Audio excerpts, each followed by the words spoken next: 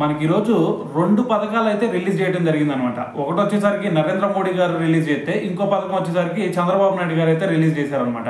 అయితే దీంట్లో ఫస్ట్ నరేంద్ర మోడీ గారు రిలీజ్ చేసింది కనుక ఒకసారి చూసుకుంటే, మరి పీఎం కిసాన్ కింద మరి ఏకంగా 20,000 కోట్ల రూపాయలను అయితే రిలీజ్ చేయడం జరిగింది నరేంద్ర మోడీ గారు. అది ఎక్కడో కాదు, మనకి ఇది యూపీలోని వారణాసిలో ఒక బహిరంగ సభలో అయితే దీన్ని రిలీజ్ చేశారనమాట. సో దీంతో ఏకంగా దేశవ్యాప్తంగా 9.7 కోట్ల మంది రైతులకైతే ఇది దీనివల్ల లబ్ధి చేకూరే ఛాన్స్ ఉంది. సో ఒక్కొక్కరికి 2,000 రూపాయల చొప్పున అయితే సో వెళ్ళిద్ది అనమాట.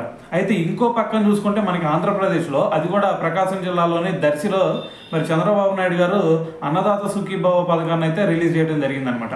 సో దీంతో ఏకంగా 46 లక్షల మంది రైతులకైతే లబ్ధి చేకూరే ఛాన్స్ ఉంది.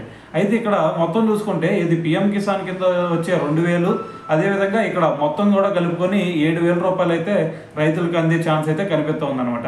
సో మరి ఓవరాల్గా చూశారు కదా, మరి ఈ పథకాల గురించి మరి మీరేమనుకుంటున్నారు అనేది కూడా తెలియాలి కదా. సో కింద కామెంట్ చేసేయండి.